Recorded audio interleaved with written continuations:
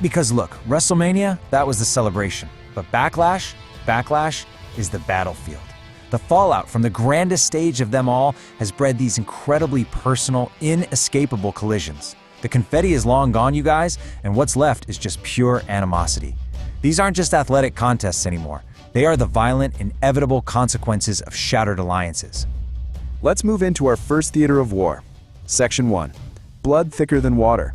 The bloodline civil war continues. At the very center of this conflict is the ultimate prize, the World Heavyweight Championship. And if you look at the timeline, the escalation here was just incredibly rapid. It went from a triumphant coronation straight into a brutal family ambush. Roman Reigns, the original tribal chief, finally reclaims his championship glory by taking down CM Punk at WrestleMania. Literally the next night on Raw, he's in the ring, he's got the Usos with him, one's to the sky, ready to kick off this dominant new era. But, as we know, peace is pretty fleeting in this family. Out of nowhere, Jacob Fatu interrupts the celebration, completely shatters the reunion, and throws down a direct challenge for the title at Backlash. Now, to really grasp the stakes here, we need to understand exactly who, and honestly, what Jacob Fatu is. He goes by the Samoan Werewolf, but calling him Roman's cousin doesn't even begin to cover it. If you look at the sheer path of destruction he leaves behind, Fatu is basically a biological weapon. He was originally brought into WWE by Solo Sikoa for one very specific, highly destructive purpose: to completely dismantle the original tribal chief. So make no mistake, this isn't some friendly family rivalry. This is a targeted assassination attempt on the new champion's reign before it even gets off the ground. And the whole thing is fueled by this deep resentment. Fatu simply doesn't think the OTC has ever done anything for him and his family. That bitterness, that's the engine driving this coup. And Reigns knows exactly what's happening. He knows he's backed into a corner, and he has to violently put down this massive threat to force the acknowledgement he demands. It's an all-out, winner-take-all war for absolute supremacy of the bloodline. All right, moving over to a totally different kind of war zone. Section 2, the vision shattered, the coup of Braun Breaker. This one is just brutal. It's the story of a mentorship that completely dissolved into absolute slaughter. Let's trace how this protege systematically dismantled his mentor's entire empire. So pre-October, Seth Rollins and Braun Breaker were actually allies, united under the banner of The Vision. But by October, Breaker leads this ruthless coup and literally exiles the visionary from the very faction he created. Then, after both guys are out with injuries, Braun makes the shocking return at WrestleMania 42. And he doesn't just show up, he delivers a devastating spear that actively costs Rollins his match against Gunther. As if that wasn't enough, he charges down the ramp for a massive post-match spear too. And the following night on Raw, yep, another vicious beatdown. Breaker is waging a relentless campaign of physical destruction against his former mentor. And if you're wondering why Rollins is in the absolute fight of his life right now, just look at this number, 405. That is the staggering amount of weight, 405 pounds, that Braun Breaker bench presses.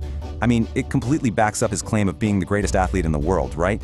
He has the raw, terrifying power to support this rebellion, which makes him an incredibly lethal adversary in this grudge match. That brings us to Section 3, a dynasty divided, the proxy war of the Empress. Here we are looking at two highly decorated generals who are simply unable to share the same battlefield. Look at Asuka's resume. It's just staggering. 4-time main roster champion, Royal Rumble winner, Money in the Bank winner, and she still holds the record for a 500-plus day NXT title reign. Then you have Io Sky, a 2-time champ herself and the 2023 Money in the Bank winner. The concentration of power and accolades between these two women is immense. But you know what they say? Success breeds contempt. And that past alliance they had has completely and utterly fractured. Months of hostility and tactical interference have finally boiled over into an explosive one-on-one collision. Let's look at the timeline. Back in September, Asuka betrays her friend. Tensions are simmering for months, right up into the Raw after WrestleMania, where Io Sky and Rhea Ripley hand Asuka's faction, the Kabuki Warriors, a bitter defeat. Well, an irate Asuka retaliates the very next week by intentionally costing Io the Women's Intercontinental title, leaving her laid out after a brutal post-match attack. Asuka is out to destroy Io once and for all. It's a textbook escalation of hostilities. Now for Section 4, the Pastry Massacre, a casualty of silliness. Okay, I need you to understand the absolute gravity of what happened here. Honestly, treat this sequence like the covert military op that it was. an op that ended in total tragedy. Step 1. United States champion Trick Williams and Lil Yachty try some psychological warfare by bringing out a live-action gingerbread man to mock Sami Zayn. Step 2 is the infiltration. At Trick's championship celebration, Zayn covertly disguises himself as a gingerbread man. Step 3, the ambush. Zayn reveals himself, launching a brutal candy cane attack on Trick and Yachty. And finally, Step 4, the snap. A week later, completely fed up with the silliness, Zayn mercilessly assaults the actual gingerbread man. Trick Williams bravely rushed the crumbly mess backstage for medical help, but, well, The official medical pronouncement was delivered. Cooked. Just let the sheer devastation of that diagnosis sink in for a second. A life senselessly crumbled. But listen, behind all the absurdity, there are very real, very high stakes here. United States champion Trick Williams is walking into a title rematch against Sami Zayn. Yes, the championship gold is technically on the line, but let's be perfectly honest with ourselves. Tonight is a rescue mission for Trick's pride, and it is all about avenging a fallen sweet comrade. It is a straight-up quest for vengeance. Which leads us to our final battlefield, Section 5, the hunt for a hero, betrayal and the call to arms. This is a wild tale of psychological deception that left an eccentric soldier isolated deep behind enemy lines. The Miz essentially weaponized trust. After weeks of the very eccentric Danhausen seeking his mentorship, The Miz pulled off what we'll call the ruse, faking this warm embrace to welcome him in. But of course it was a trap. This led directly into the ambush, a brutal, highly coordinated 2-on-1 beatdown involving The Miz and Kit Wilson. Enter SmackDown General Manager Nick Aldis, who steps in and issues an ultimatum. He demands Danhausen find a partner for Backlash. Danhausen has been outflanked, and now he desperately needs emergency reinforcements. Which leaves us with this massive unknown variable heading into this tag team combat zone. Who is actually going to answer the call to arms to stand with Danhausen? In a war of numbers, entering the battlefield one man down is a guaranteed death sentence. The suspense surrounding who his backup will be could literally change the entire landscape of this fight.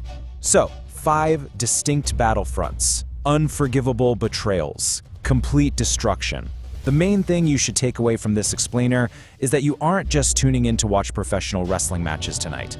You are witnessing the violent climax of deeply personal wars that have been brewing for months and months. The stakes really have never been more intensely personal.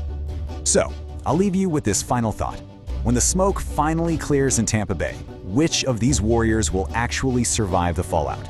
Enjoy the absolute carnage at WWE Backlash 2026.